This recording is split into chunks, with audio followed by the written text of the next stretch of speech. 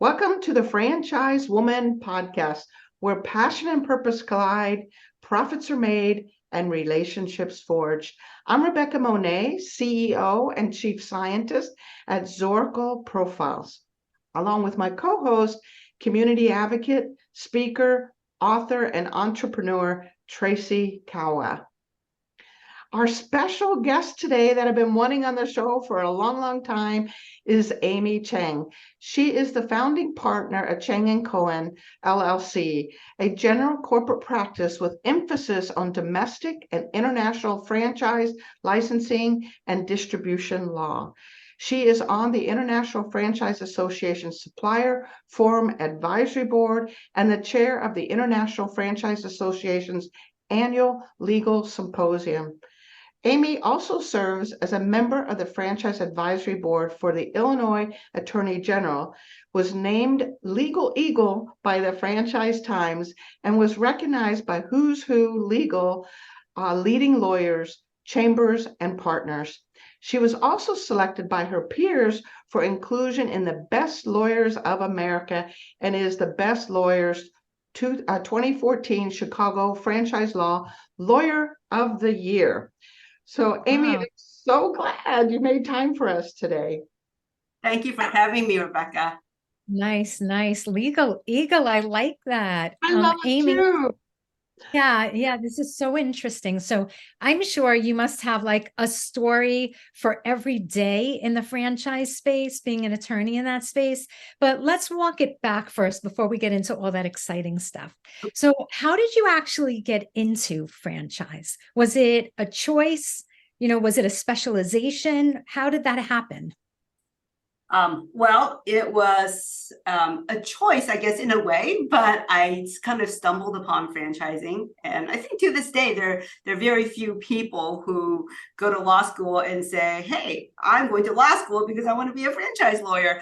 So that was me. I had no intention of going to law school to become a franchise lawyer, but I did know that I wanted to be a transactional lawyer. I didn't really have any desire to go to court every day. And I liked the business aspect of the law. So I went for one of my interviews when I was in law school and was invited to be part of the franchise team at back in those days, Rudnick and Wolf, which, as you probably know, eventually became DLA Piper these days. So it was, during the interview, I was asked, would you consider being on our franchise team? And I was very naive and blunt, although I really needed a job. And I said, well, what is it?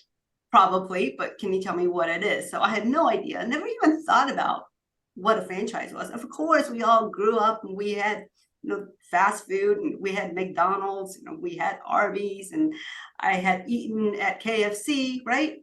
But I had never once in my life thought, ooh, that's a franchise. So I was explained what a franchise was in my interview, and of course, desperately needing a job back then. And it did really honestly sound interesting to me. I wanted to be part of the franchise practice. So that's how I got started. And I have been in franchising ever since. I love Very this. cool. I love this story because so few people actually end up in franchising purposefully, right? I hope to change that in the future where it does become a career choice. But most of us have accidentally, kind of entered this space due to things just like what you were talking about. So now that you've been in the world of franchising a number of years, 20 plus years, right, Amy? Almost 27 years. 27 years. So what about the business model do you love? I'm assuming you finally fell in love with franchising and the business model. Yes, I love the business model, and mainly because it is a model based on relationships. Whether it is my relationship with my clients, the client's relationship with their franchisees, right? It is all about relationships. So, as we all know, in our personal relationships, there is not a dull moment, right? In any given day, something happens, and I get the opportunity to help a client maneuver through those.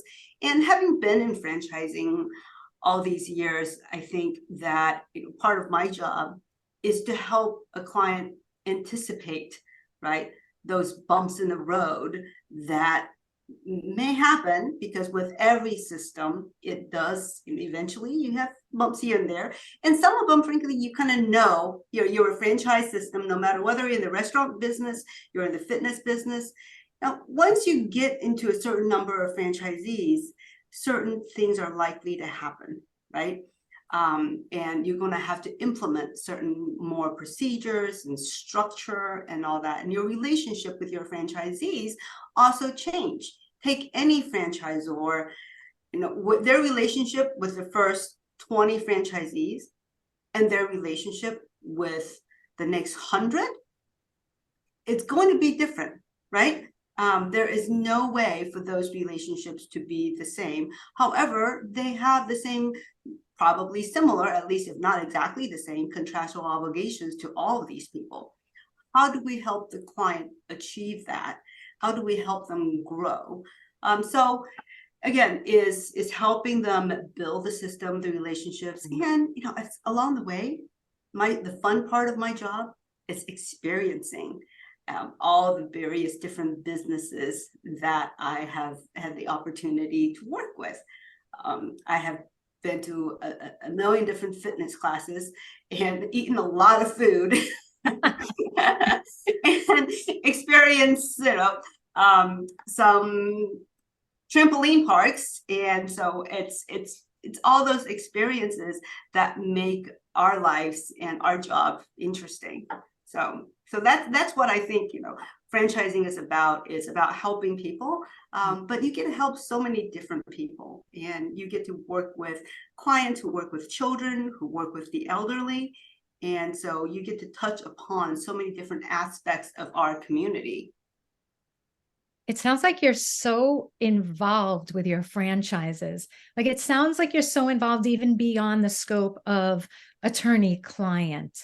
Like, Yes. you go to, like you said, the trampolines, you have the experience of being in their restaurant, of what they're about. How important is that aspect of really understanding from inside out what a company's business, or what a client's business is truly about? Oh, it is so important. That is what I think makes, hopefully our firm unique, and make my relationship with my clients more unique than other lawyers, because I really do, I think, to have that relationship with a client, to understand their needs, not only from a business perspective on how to structure a franchise, but to get to know the client, to know, okay, I understand this client is very risk adverse. This client is not. You cannot treat every client the same. One of the hardest things during the pandemic, over the last 4 or 5 years, has been the inability to visit clients. We had a few clients that start up right when the pandemic started, and I still haven't been able to visit them, and I need to now, right? And I can now, which has been great. But it took me, a few years before I could visit them. That made my job a lot harder for those clients. And one of my goals this year is to make sure that I get to do that again. It is so important to me personally that as the firm, and as I manage a firm, to have our other attorneys, paralegals, everybody on the team, to have that same experience and to understand that philosophy. In fact, I just announced, I think it was last week, that we're rolling out a game at the firm over the next few months. And it's going to be a scavenger hunt type of game, where we're going to put together a list of probably 100 concepts that I think there's a possibility of them physically visiting. And we're going to make it split the firm up into 2 teams, and we're going to have opportunities to earn points to visit, and the firm is going to support it, this game financially, and just to make sure that we're getting people out there and make it and show people how important it is to be able to understand our clients' businesses. So that's how important it is. That's so fun. Yeah, people get extra points if they go as a group. They'll get extra points if they actually taste the food. They're going to get extra points if they can get certain kind of exercises in. So we're coming up with different value systems, but that's just, I tell you that because that's a good example, I think, to show you what is important to me and why. And I think to be able to provide the services that I want to make sure that we're able to provide to our clients, we absolutely need to understand their business. This is brilliant. The scavenger hunt idea is brilliant. Number one, it gets your lawyers in more aware of that client and the issues they could be dealing with or the way in which they run their operation. So it's not just paperwork, they're getting a hands-on experience of what's going on, and likely in that scavenger hunt will find things that need to be addressed, right? And supported and directed in some way, things that client themselves is probably not even thinking about, So I think the scavenger hunt is a brilliant idea. This is better than mystery shopping, in my opinion. Well, I'll let you know how that goes 3 months from now. but it's an experiment that I wanted to try because I think it will be fun, and and hopefully the team will enjoy it, and hopefully our clients will also benefit from it, like you said. Yeah, they'll benefit from it. Oh, wow. Especially in terms of the relationship, right? Which is what this is all about, and what we know you to be is about building those relationships. So, Amy, tell me about some of the issues that are kind of common across the board in the world of franchising that franchisors have to deal with. Well, unfortunately, as many of us know, in at least the last 5 to 8 years, joint employer liability has been a big issue that I think every franchisor has had to deal with. And no matter what industry you're in, right, you want to make sure that you're protecting yourself, and you want to make sure you're not exposing yourself to unnecessary liability. And so, most franchisors want to help their franchisees, right? My clients want to make sure that the franchisees succeed, because if the franchisees don't succeed, the system doesn't succeed. And notwithstanding some of the articles that you may read about certain franchisees who may not be the best examples for the rest of us, I would say most franchisors are not like that. Then they really do want to help their franchisees. And joint employer liability and vicarious liability, those are issues where, a franchisor, in order to protect themselves, have to make sure that they're doing things and yet minimizing exposure. I mean, the answer is not, because of the potential liability, I, as a franchisor, am going to do nothing to support my franchisees. That cannot be the answer. I mean, I guess from a legal perspective, is it great? From a legal perspective, if you want no exposure, right, don't do anything. But we all know that does not work, and that would not make a brand succeed. So, franchisors have had to work with their counsel. Hopefully you're working with their counsel to find ways to be able to still help the franchisees, still go out there. And a lot of it is education, frankly. What I have found most helpful is, you see that a lot of franchise executives go to these conferences, but maybe the field reps are out there who are dealing with the franchisees on a day-to-day basis, they're not being exposed to these topics sometimes. So helping the franchisors educate the entire team to understand, one, what is the exposure, right? You want to make sure that you're not deemed to be the employer of all your franchisees' employees. Of course, that's that's one exposure. How do we minimize that? And you can minimize that, yet still be able to provide certain services and to support your franchisees. So do we, is it in the paperwork? Is it in the way we speak to our franchisees? How do we conduct ourselves? Who do we talk to when we visit the franchise locations? How do we have those conversations? Those are, I find that once you have those conversations with the people who are dealing with the franchisees on a day-to-day basis, they love the advice and they love the guidance, and they typically will say, okay, I think I can still do my job, right? And yet not expose the franchisor too much, right? Of course, everything we do is going to have some exposure. Probably we can sit at home and close the door and not have any exposure, right? But we all take risks, and the question is, how do we go about this and still minimize? And a lot of it, like I said, it comes down to training and having these conversations. Amy, there are so many industries out there that I'm just wondering if the risks are the same for each industry. Does the restaurant industry deal with the same as, let's say, a salon, or the beauty industry, or the fitness industry? What are the different risks or challenges? Mm-hmm. Oh yeah, definitely.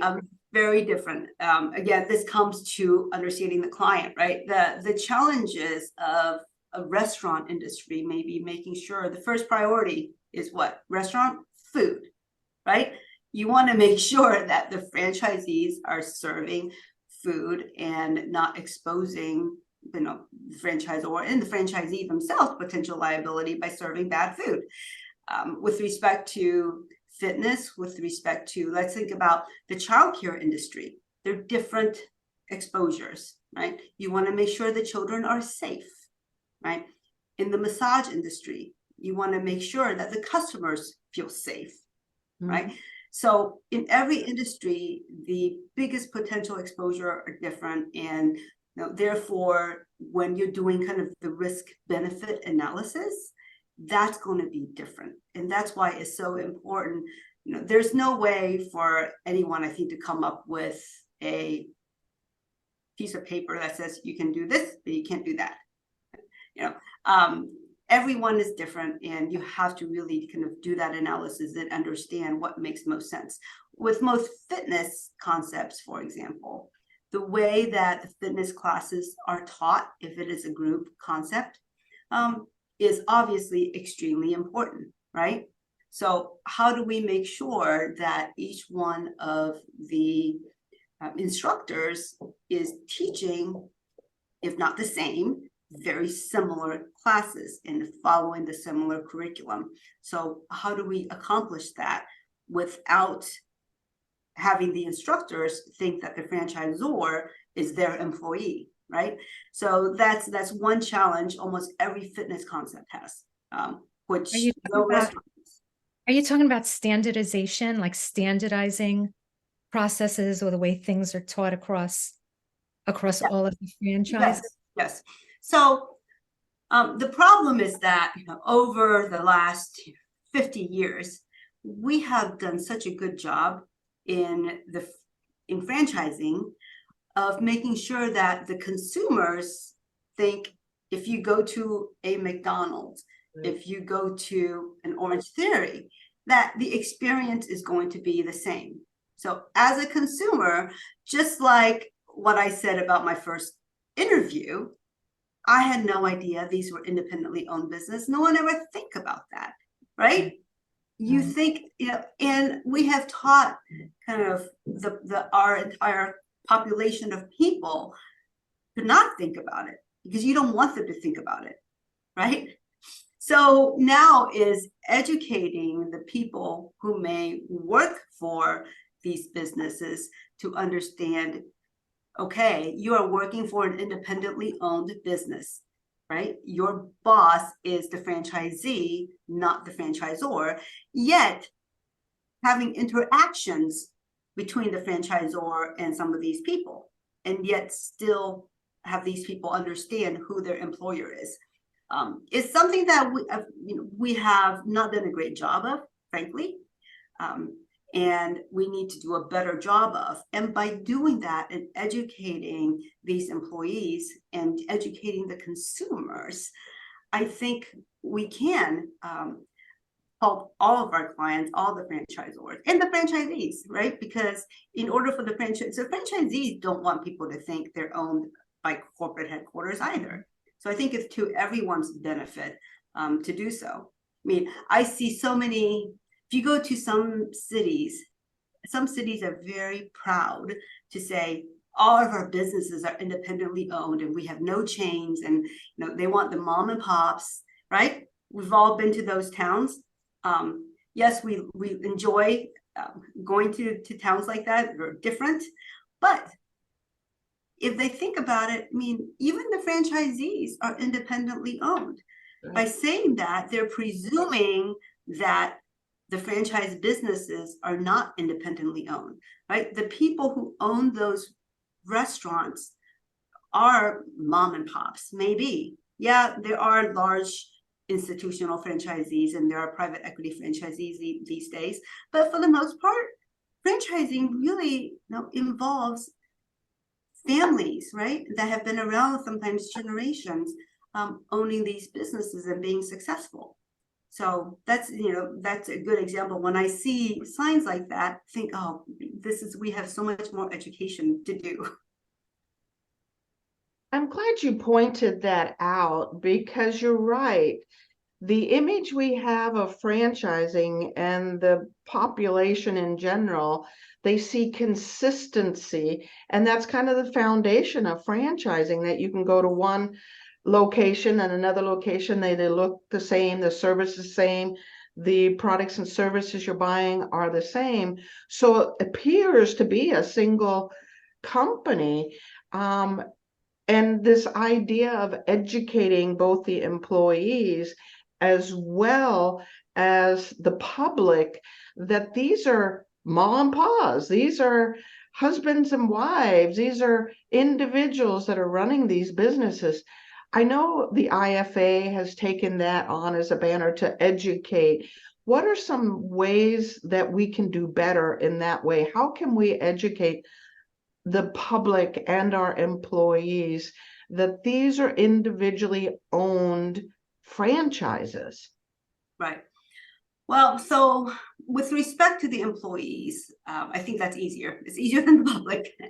One way we can do it is by teaching our franchisees, right? When they train employees, when they train new employees, when they have those conversations with the employees. When in the franchisor franchisee training, have those conversations, give the franchisees the tools in order to educate, and tell franchisee when they're running their business, yes, we want you to use the franchisor name, but it doesn't, the paychecks, for example, what should it say? It shouldn't just have McDonald's on it, right? It should have the franchisee, the owner information on it. Employment applications, small things like that, to constantly at every touch point be able to remind the employees when they're having trainings and all that. So I think that's easier, hopefully, to do. I mean, it's not easy because we haven't put it in practice. So a lot of franchisors have not, and they're just now starting to, hopefully. But with respect to the consumer, I mean, I think the IFA is doing a great job in trying to educate, the politicians, the legislature, and making sure that the people who are creating the laws understand that. But in terms of even commercials, advertisements of companies, I think there are opportunities, right, where we can remind people. I mean, think about it. a Super Bowl commercial for one of our, maybe biggest franchise companies. How do we get that message in there that come and support your independently owned businesses? Now, I'm not a marketing person, so I should probably not talk about marketing. I'm sure they will have something to say about my advice. But, if everybody understands what the issue is and are able to slip it into the messaging, hopefully, over the next 10 years, I hope that we will see the trend being reversed. That's so interesting. I got a comment on that, because I am noticing that more and more franchisees are putting on their doors, owned and operated by, and many franchisors are now allowing a certain amount of personality of that franchisee in the decorations or the artwork or whatever, to give it a sense of this is an individual that owns it. And the idea of also doing it through marketing, I would think that's a win-win, both as it relates to this joint employer issue, but also in attracting more franchisees when others begin to realize, like you and I, before we even knew anything about franchising, that, oh my goodness, I can own that kind of coffee shop. That's so cool. I think it would be a win-win all the way around. I'm excited about what you're sharing here, because not only does it legally protect our franchisees and their employees, but potentially allows the franchisor to grow by making this overt, meaning we are independently owned businesses. This is exciting news, Amy. Yeah, so talking about it like we are today, I hope will help get it out to more people. But the more we talk about this, hopefully the more people will start to implement it. But I think that's what, in my opinion, that would be helpful and good for the industry, for all franchising. So Tracy, I interrupted you. You had a brilliant question, I'm sure. Sorry. I'm trying to remember my brilliant. I'm trying to remember my brilliant frequently, Donna, when I get excited.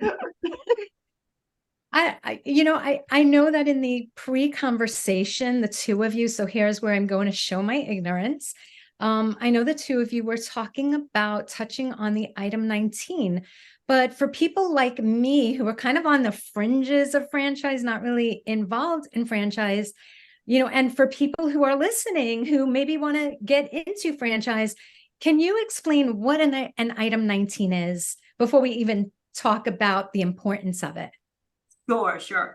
So item 19 is a section in the franchise disclosure document where the franchisor can disclose financial information relating to the franchise and corporate units. Okay, and so as the general rule, unfortunately, in franchising is that unless the financial information is in item 19 of the FDD, the franchise disclosure document, a franchisor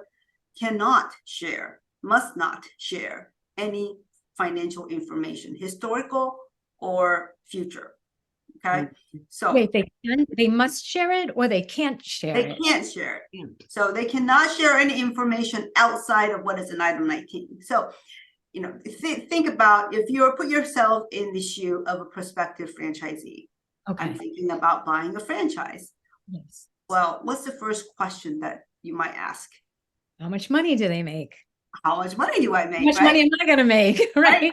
So I know it's completely, sometimes when you think about this law and this rule, it's a little bit illogical, right? Well, wait a minute. You're going to have franchisors sell franchises and try to get people to spend their life savings on a business, and you can't tell them how much money they're going to make? Mm-hmm. So when I talk to people who are entering the franchise industry as franchise sales or development, right?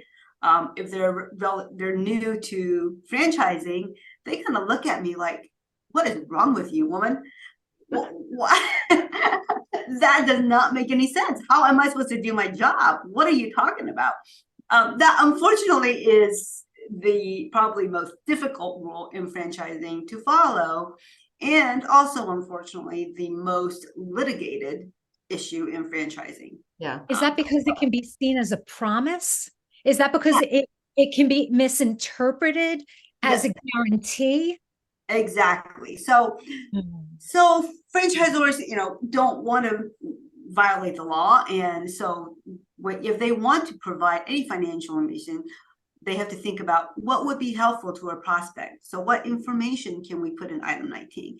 And back to what we discussed earlier about each industry being different, I think for item 19, also each industry is likely going to want to share different information. What's important to one industry may not be important to another industry, right? And so item 19 is often and can be more than just gross revenue information. Okay. A lot of franchisors do only provide kind of the top level gross revenue information. What's the average gross revenue of the franchise units last fiscal year? Okay. That information, yes, it is helpful to a certain extent, right? Because it at least knows if this business is likely to generate $200,000 of business or $1 million business. So yeah, it's not helpful. But then you get to cost information, and then there are other information as the size of the class, how many members do franchisees usually have if you have a model with memberships, right? For the restaurant industry, it may be cost of food sold, right, is a large percentage of the franchisee's expenses. So that may be important. Whereas if you have another business in a fitness business, well, cost of goods sold is going to be completely irrelevant. Not completely, but somewhat irrelevant, because it's not going to make up a huge portion of their business, even if they sold a few things. So when we talk about and help clients prepare item 19, I think it's important to ask the client, what information do you think your prospective franchisees will want to know, and what will be helpful to them to evaluate whether or not to buy this business, and what the financial model of this business looks like? What should they think about? No one should buy a business without doing some sort of a pro forma, right? I mean, before you spend $1 million on a business, I hope you're hiring some financial advisor to come up with some sort of an idea what the revenue could be, what the cost could be. So think about what would be helpful in order to help the franchisees prepare that information. Now, I will say one thing, even the franchisors that don't have an item 19, and they may not have an item 19 for various reasons, just because they don't have an item 19 doesn't mean that they're trying to hide it, doesn't mean always that they don't believe in it, right?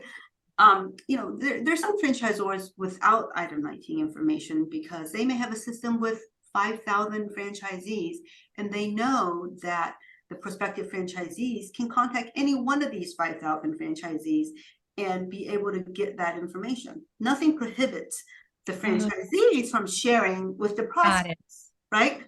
Yes. So they may make the decision that we have such a large population of franchisees, there's no reason for us to do this. Like, if they do, we want the prospects to go do their own diligence and come up with that information. They may not put information in item 19 because they recently changed the model. Maybe pre-COVID, none of the restaurants had drive-throughs. Post-COVID, they have completely changed the restaurant concept, so they all have drive-throughs, right? Well, if you completely change a model, even if you have a concept that's been around for 50 years, the numbers could change, right? So there may not be a reasonable basis for you to include historical information. So I think when a prospective franchisee reviews the item 19, you always want to think about, it's not necessarily, well, this person has that information and this franchisor has that, and they must want to be hide. It's not necessarily always true. But as a franchisor, creating that item 19, I think it's important to reflect upon kind of what's unique about your business. Yeah, great So, advice. Great advice, Amy. And for the franchise development teams to encourage their prospective franchisees to do their due diligence, to talk to some franchisees and see if their market is similar to their own and see if they are similar to that franchisee. That's where they're going to get that solid information. So ladies, we're coming up on the hour and I want to get personal for just a second, Amy. So looking back on your life, can you think of a pivotal moment? Maybe it was an aha, maybe it was a stage mentor, advisor you had, maybe it was something that happened in your life that caused you to rethink your life or take that piece of advice. Can you think of it, some moment like that that really impacted you? wow. That's a hard question, It Rebecca. is a hard question. I've had like 1,000 of them through my life. Like, oh, I have. I've only done that. Yep. I would say one pivotal moment was I was running one day. I used to run a lot. And on one of my runs, thought about how to change kind of the way we service our clients, and just thinking about our clients, thinking about work after work, and have been having a lot of conversations with my clients and about the changes that we're going through at where I was working and what was working, what was not working. Ran through this back then, and it's now West Loop, Chicago, where it is vibrant. Google's there, McDonald's headquarters are there, everything is there. Well, back then it was the meat district, similar to the New York kind of meat market district. And you literally saw sides of beef, like cartons of eggs out on the sidewalk. And then in between that, you would see a gallery or two. It was very bizarre, right? And you knew the area was changing, in between the sides of meat, there was like a coffee shop. Like, oh, look. And I was working downtown Chicago, the high rises, financial district, right? And thought to myself, wow, like this could be a real cool area to start something. And reflecting on this run, conversations I've had with various different clients, and that was kind of the aha moment. Like maybe we should start a firm. And that was, and I still remember the exact corner where I was thinking, okay, this could be it. So fast forward, I think it was serendipity. I was going through just Crane's ads, like, just random ads. And there was this office space in that corner. So I went, the building had just been gutted.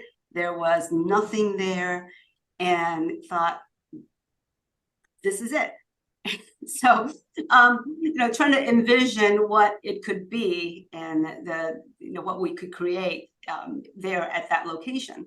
So that was one moment I will always remember. And people ask me how, why did you do this? And it's like, I don't know. It's not like I was really unhappy. I was perfectly happy.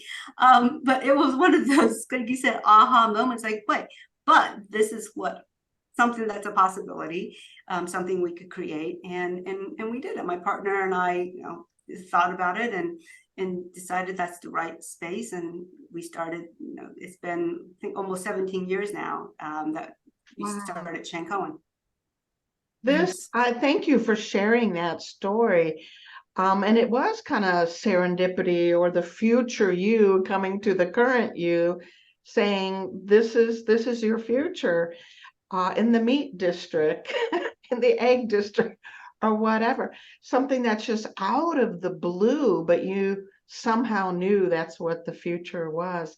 It's so interesting, this idea of running, because we think we get kind of in a alpha or theta stage where we're open to ideas that maybe in our busy life we aren't open. And sounds like it was very powerful for you. Yes. And then you acted on it. Ladies, we're going to have to close this interview out. We're just now getting going. I hate to do this, Amy. We're going to have you back another time. So thank you for joining us today. Really appreciate it. Thank you so much for having me, Tracy and Rebecca. It's been a true pleasure to talk with both of you. So how do people Yes. get hold of you, Amy, if they want your help, legal help? Well, our website is chengcohen.com. And so you can always find me there, and feel free to reach out whenever. Perfect. And Tracy, I'm going to turn it over to you with your brilliant closing comments. You know, the one thing that kept popping out at me, Rebecca, you know, and as far as you go, Amy, is that you're really an impressive leader and you're very understated about it. It's kind of like, it's not exactly servant leadership, but it's a leadership through training and making sure that everybody truly understands. And I was thinking it in the beginning, and then all of a sudden it became very apparent when you were talking about the scavenger hunt. And then when I asked you about the item 19, you were very, very detailed. And then topping it off with the commercials about teaching the public. Like, I love this concept about, you know, you as this teacher, trainer, leader. And that's really, quite honestly, I think some of the skills that have made you so successful. If I had to just guess, and not knowing you for more than an hour, it just jumps out at me. And I think also it's like trainer to trainer, right? Like I feel it in here when you really want people to understand. Yes. And whatever it is that you're sharing, you truly from your heart want people to understand. And I so appreciate that about you. Oh, thank you, Tracy. That means a lot. But you are right. I think luckily, I don't know if I'm good at it. That's maybe You're great at it. but I do truly enjoy it. And so to be part of a group and to lead and to help kind of everyone around you, I think that's why I love what I do. That's why I love, you know, having the firm and creating the firm, and that's why I love the franchising alliance. Will you come back and let us know about the scavenger hunt? We've got to hear. I will. We want to hear about this. We want to Yeah. hear the whole story. I will let you know how it turns out. Awesome. Thank you. Thank you very much. Thanks again, Amy. And thank you, those of you listening in to the Franchise Woman podcast, where passion and purpose collide, profits are made, and relationships forged. Please share this interview and click and subscribe, obviously, and we'll see you next week on another episode.